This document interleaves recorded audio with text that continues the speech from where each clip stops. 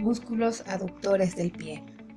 Es importante indicar que el pie es el eslabón más distal de la extremidad inferior. Sirve para vincular el organismo con el medio que lo rodea. Es la base de sustentación del aparato locomotor y tiene la capacidad, gracias a su característica biomecánica, de convertirse en una estructura rígida o flexible en función de sus necesidades requeridas y las características del terreno en que se mueve. Por lo tanto, los pies son estructuras anatómicas muy complejas e importantes para el ser humano, ya que le permiten caminar erguido y a dos patas, es decir, en posición bípeda, una de las principales características que nos diferencian a los seres humanos de otros primates cercanos. El pie y el tobillo son estructuras fuertes y complejas que contienen 26 huesos, 33 articulaciones y más de 100 músculos, ligamentos y tendones. Función de la musculatura del pie. El pie es una armazón conformada por los huesos y los músculos, estando estos últimos unidos con los huesos a través de los tendones con el propósito de asegurar el movimiento. Los extremos de los músculos se encuentran ligados a los tendones, los mismos que se conectan con los huesos. Los músculos no tienen la capacidad de empujar, sino únicamente de tirar, por lo que deben trabajar en conjunto con los músculos opuestos, de modo que el uno tira hacia un lado y el otro lo hace hacia el lado contrario, de modo que realizan los movimientos. Aunque la musculatura de los pies no es igual a la musculatura que encontramos en otros músculos del cuerpo humano, por su forma o vistosidad, lo cierto es que son de gran importancia para todas las personas. La musculatura del pie, de acuerdo a su origen o inserción proximal, son denominadas como músculos intrínsecos y extrínsecos.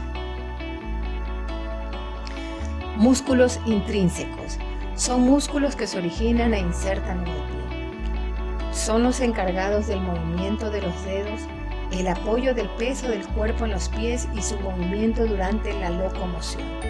Los dedos pueden moverse realizando movimientos de extensión, flexión, aducción y abducción. El rango de movilidad articular. Durante la dorsiflexión del tobillo, el rango es de 20 grados.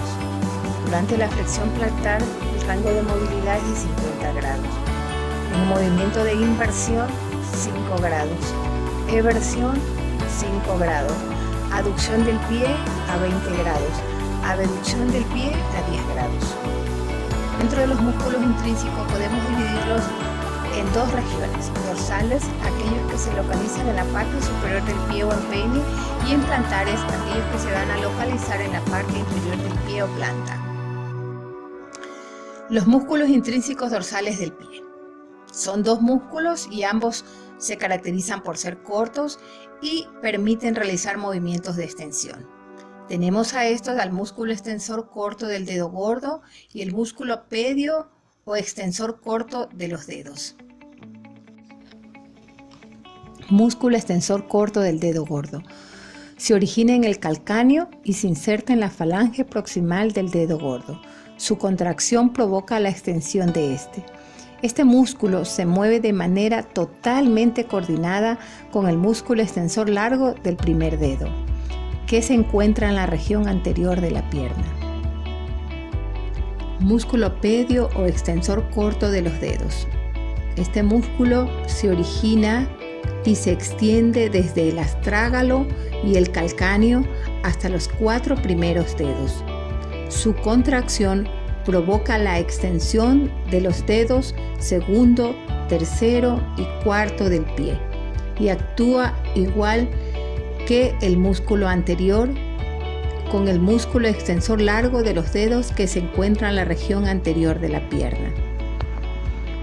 Los músculos plantares profundos del pie. Los músculos plantares profundos se caracterizan por ser músculos complejos con muchas asociaciones entre ellos y con músculos extrínsecos situados entre la pierna y el tobillo. Músculos interóseos dorsales y plantares. Son un número de 4. Se originan en los metatarsianos y se insertan en las falanges proximales. Realizan la función de flexión y la de extensión del pie.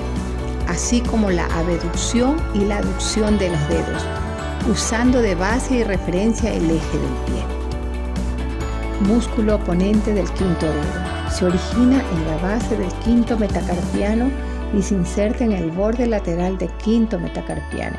Es un músculo inconstante, es decir, que algunas personas lo pueden tener o no, y que es de un tamaño variable. Su función es la de abducción, flexión y oposición del quinto dedo. Músculo flexor corto del quinto dedo. Se origina de la base del quinto metatarsiano y se inserta en la falange proximal del quinto dedo o dedo pequeño o meñique. Su contracción provoca la flexión, abducción y oposición del quinto dedo. Músculo aductor del dedo gordo del pie. Se origina en el cuboides y en las uñas para insertarse en la cara lateral de la base de la falange proximal. Su contracción provoca el acercamiento del dedo gordo al segundo dedo del pie. Músculo flexor corto del dedo gordo. El vientre muscular se divide en dos porciones. La porción medial se mezcla con el músculo abductor del dedo gordo y comparte el hueso sesamoideo medial del dedo gordo, antes de insertarse en la cara medial de la base de la falange proximal. La porción lateral se fusiona con las dos cabezas del músculo aductor del dedo gordo, compartiendo el hueso sesamoideo lateral e insertándose en la cara lateral de la base de la falange proximal. Su contracción, asociada a la acción del flexor largo del dedo gordo, produce la flexión del dedo gordo. Músculos plantares mediales del pie. En el plano medio vamos a encontrar dos conjuntos de músculos, los músculos lumbricales del pie y el músculo cuadrado plantar. Músculo lumbrical del pie. Son 4 músculos, se insertan en el tendón flexor largo común de los dedos, punto en el que se divide en sus tendones para insertarse en la cara plantar externa de la base de la primera falange de los 4 últimos dedos. Se caracterizan por ser un cúmulo de pequeños músculos que flexionan las articulaciones de los dedos desde el segundo al quinto dedo, produciendo la flexión de la primera falange y extensión de las otras, a más de aducir del segundo al quinto dedo hacia el dedo gordo. Músculo cuadrado plantar. Se origina en el calcáneo y va hasta el tendón del flexor largo de los dedos. Sirve de refuerzo al flexor largo de los dedos del pie al flexionar los 4 dedos laterales, es decir, desde el segundo al quinto dedo. Y su contracción también va a provocar la flexión plantar del pie. Músculos plantares superficiales del pie. Los músculos plantares superficiales son 3 grupos de músculos que se encuentran localizados en la planta del pie. Tenemos al músculo abductor del dedo gordo, al músculo flexor corto de los dedos y el músculo abductor del quinto dedo. Músculo abductor del dedo gordo. Se origina en el calcáneo y se inserta en la cara interna de la base de la falange proximal del dedo gordo. Su contracción provoca la flexión y abducción del primer dedo y en posición relajada va a ayudar a sustentar el arco longitudinal del pie en la posición más idónea o adecuada. Músculo flexor corto de los dedos. Tiene 2 porciones. Se origina en las cuñas y se inserta en la base de la falange proximal del dedo gordo. Cuando se contrae, este músculo provoca la flexión de la segunda falange de los 4 últimos dedos del pie y en estado relajado colabora con el mantenimiento del arco longitudinal. Músculo abductor del quinto dedo. Se origina en el calcáneo y en la aponeurosis plantar y se inserta en la base de la falange proximal del quinto dedo y del quinto metatarsiano. Su función es flexionar y a su vez abducir el dedo meñique o quinto dedo y al igual que los anteriores en estado de relajación sustenta el arco longitudinal del pie. Músculos extrínsecos. Haremos una breve reseña de estos músculos. se tratan de músculos que se originan en la pierna, excepto el músculo popliteo, se encarga de llevar a cabo el movimiento tanto del tobillo como del pie. Pese a que son músculos que se hallan en la pierna, realizan la función de tensión tirando de las inserciones óseas que forman parte del pie y del tobillo. Gracias a esta ejecución es posible que se puedan realizar movimientos de flexión plantar y dorsal, como también el de eversión e inversión del pie. Según la función que desempeñen, se clasifican en flexores dorsales o extensores. Aquí participa el músculo tibial anterior. En los flexores plantares lo realiza el músculo tríceps. Los pronadores o eversores están dados por el músculo peroneo corto y largo, y los supinadores o inversores está realizado por el músculo tibial anterior. Además de los músculos que mencionamos anteriormente, tenemos otros músculos que nos ayudan a hacer funciones complementarias, como son los flexores dorsales, ayudados por los músculos peroneo anterior, extensor común de los dedos y el extensor propio del dedo gordo. Y por otro lado tenemos a los flexores plantares, que están presentes los músculos flexor común de los dedos, tibial posterior, peroneos largos y flexor propio del dedo gordo. Una vez que hemos podido señalar el rango de movimiento de los músculos, su origen e inserción, queremos señalar que si no hay un verdadero equilibrio y armonía, tanto muscular y de pronto déficit de su rango de movimiento, vamos a encontrar patologías, en este caso del antepié. Podemos señalar que existen alteraciones estáticas del antepié, y podemos decir que el pie estático patológico es un pie que se aleja de su punto de referencia definido, que está dado esto por la huella plantar, por su morfología, sin salientes excesivos y de pronto si no existe una buena disposición respecto al eje de su pierna. Una de las patologías que vamos a encontrar aquí es el hallux abductus valgus. Se caracteriza por dolor, pero sobre todo tiene un síntoma muy peculiar o muy notorio o muy palpable, como es la desviación hacia afuera del primer dedo del pie. Normalmente tiene una incidencia genética, que este cuadro se puede exacerbar o de pronto acelerar el proceso de deformación por el tipo de calzado que utilicemos. Además, el roce repetido va a provocar posiblemente una irritación del nervio. Es más frecuente en mujeres que en varones. Estudios nos demuestran que el uso de calzado inadecuado en nosotros las mujeres, especialmente al utilizar un zapato alto o de pronto una punta muy estrecha, nos va a conllevar a tener una mayor deformación. El tratamiento, si no hay mucho rango de dolor, puede ser un tratamiento conservador, que se va a concentrar en utilizar e indicar un calzado adecuado, además del uso de órtesis que van a ser paliativas o van a ser correctivas. Si esto no ha mejorado y está provocando alguna molestia, lo ideal es realizar un tratamiento quirúrgico mediante artroplastía con técnicas de conservación de la articulación llamada osteotomía. El tiempo de recuperación es más o menos mínimo 2 meses hasta que haya una correcta consolidación de la fractura. Hallux limitus o rígido.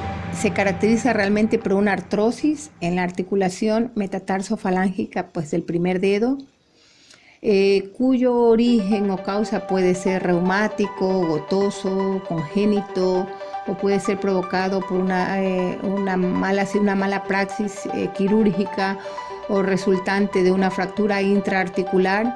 Se caracteriza por producir un dolor al movimiento y realmente tiende a desaparecer cuando llega a anquilosarse la articulación. Ahí en ese momento deja de molestar.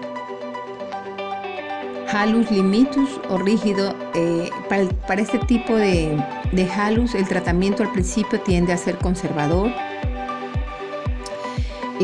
a veces con infiltraciones, uso de plantillas compensadoras y un correcto calzado amplio y confortable. Si aún así las molestias persisten, la otra opción, el tratamiento es quirúrgico, que consiste en una artroplastía hasta hacer una artrodesis en posición fisiológica. El tiempo de recuperación es más o menos de 1 mes y a veces hasta 2 meses. Es importante también aquí lo que es en este tipo de patologías la terapia física para recuperar el rango de fuerza muscular y el rango articular, además de fortalecer la musculatura para prepararse otra vez a una correcta locomoción y a sus actividades normales. Dedos en garra. Es una patología muy frecuente en los motivos de consulta. Es causado por el desequilibrio muscular y la falta de armonía en la longitud o tamaño de los metatarsianos.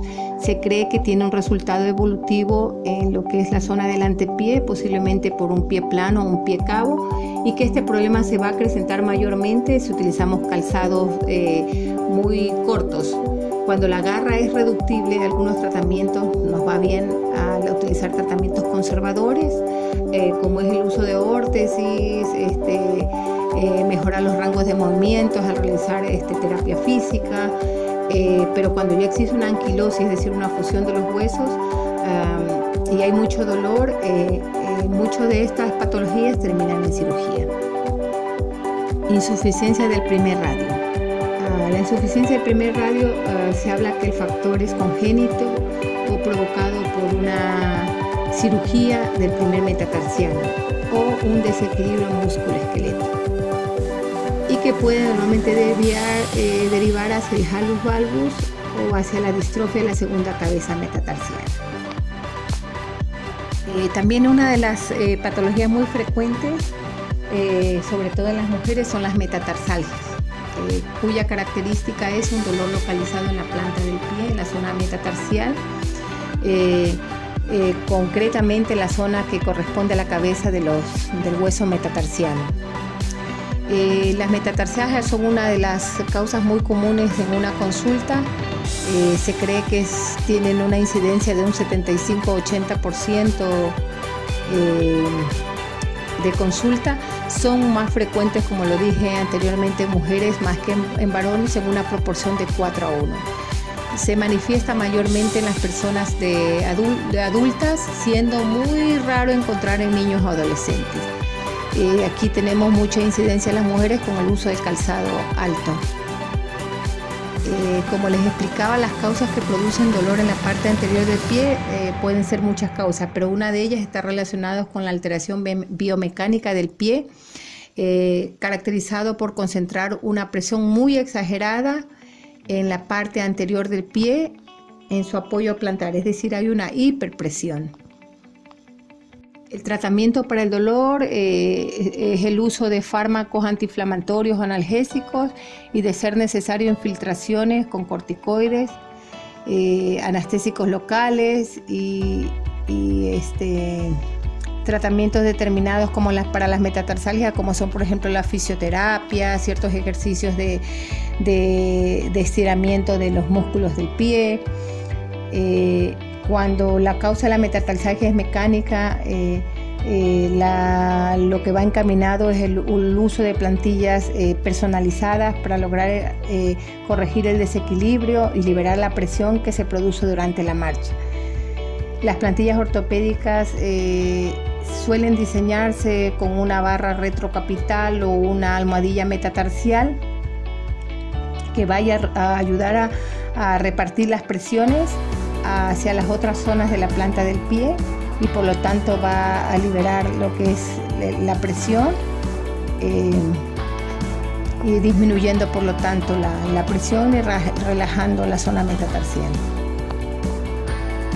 Dentro de las conclusiones personales quiero indicar que de entre todas las partes de nuestro cuerpo, los pies son los que reciben el peor trato, pues nos acordamos de ellos realmente cuando nos duelen o nos molestan, y aún así le prestamos muy poca atención. Por eso es importante el cuidado, ya que son extremidades sobre las que nos vamos a apoyar durante todo el día. y sin las cuales perderíamos nosotros el equilibrio, además de que ellas nos ayudan a absorber, a amortiguar el impacto que el cuerpo recibe del suelo al caminar. Además, no podemos olvidarnos que nos facilitan la adaptación al terreno. Con cada paso que damos, pues los pies soportan una presión mucho mayor al peso de nuestro propio cuerpo, que se va a multiplicar cuando se realizan otro tipo de actividades, es decir, va a ser mucho mayor cuando corremos, saltamos o hacemos actividades como ejercicios. Además, se encarga de mantenernos en una posición erguida. Creo que por esto y otras razones más debemos cuidar nuestro tesoro para seguir explorando el mundo. Muchísimas gracias.